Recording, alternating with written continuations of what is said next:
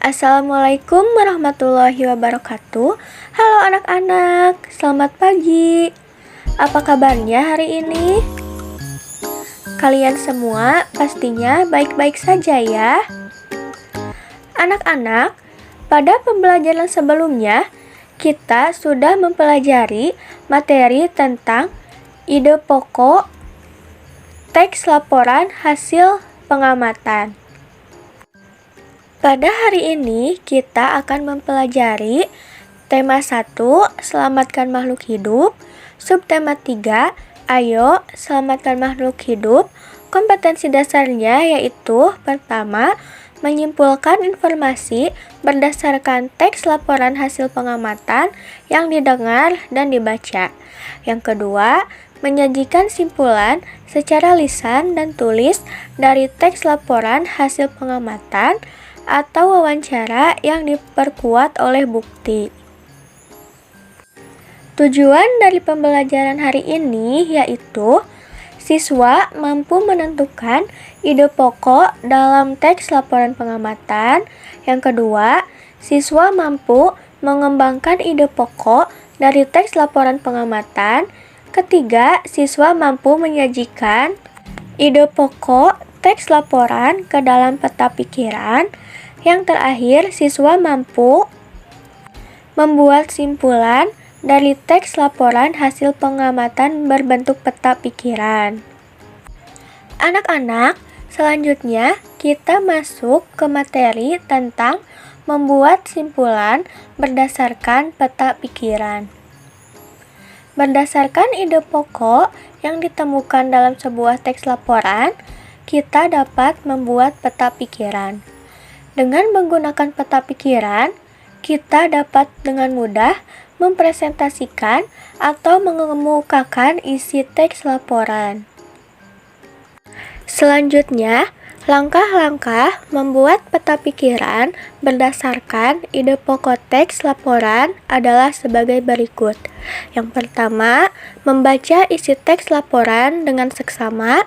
Kedua, mencatat setiap kata kunci yang terdapat dalam laporan. Yang ketiga, membuat daftar ide pokok setiap paragraf.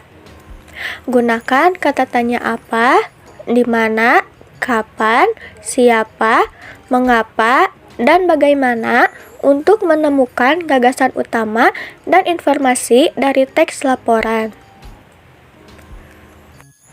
Peta pikiran merupakan gambaran pemikiran atau ide yang terdapat dalam suatu bacaan atau laporan. Di sini ada contoh peta pikiran. Contohnya yang pertama judul teks laporan. Ada apa, kapan, siapa, bagaimana, di mana, dan mengapa. Selanjutnya, simpulan dalam teks laporan. Simpulan merupakan pendapat yang dibuat berdasarkan ide pokok dari suatu uraian panjang. Simpulan dapat dibuat dengan menemukan informasi penting dari sebuah teks terlebih dahulu. Simpulan disajikan dalam satu kalimat yang berisi pernyataan yang berasal dari ide pokok dalam teks. Simpulan teks dapat dibuat dalam bentuk peta pikiran. Peta pikiran adalah cara menyajikan suatu informasi dalam bentuk kata kunci dan diagram. Langkah-langkah membuat simpulan berdasarkan peta pikiran yaitu sebagai berikut. Yang pertama, membaca seluruh teks dengan seksama. Yang kedua, buat pertanyaan 5W plus 1H. Yang ketiga, susun tiap jawaban dari 5W plus 1H menjadi kalimat singkat, jelas, dan mencangkup seluruh isi bacaan. Di sini ada contoh teks tentang populasi burung cendrawasih semakin memprihatinkan.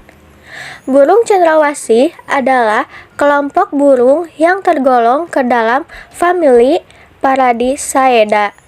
Mereka ditemukan di hutan hujan tropis di Indonesia Timur, Papua Nugini, dan Australia Timur.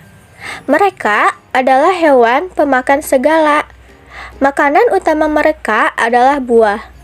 Namun, mereka juga memakan serangga, udang, dan laba-laba dalam jumlah kecil.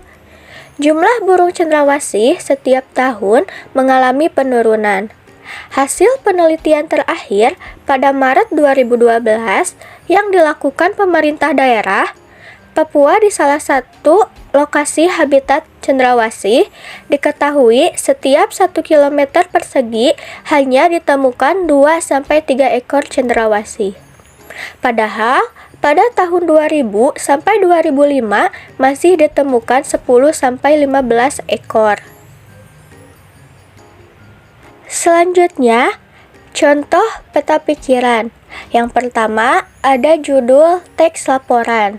Judulnya yaitu Populasi burung cendrawasih semakin memprihatinkan. Kemudian ada apa? Apa penyebab berkurangnya populasi burung cendrawasih? Jawabannya yaitu perburuan yang sembarangan.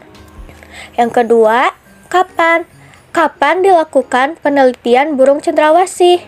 Jawabannya, penelitian dilakukan pada bulan Maret 2012. Yang ketiga, siapa? Siapa yang melakukan penelitian terhadap burung cendrawasih?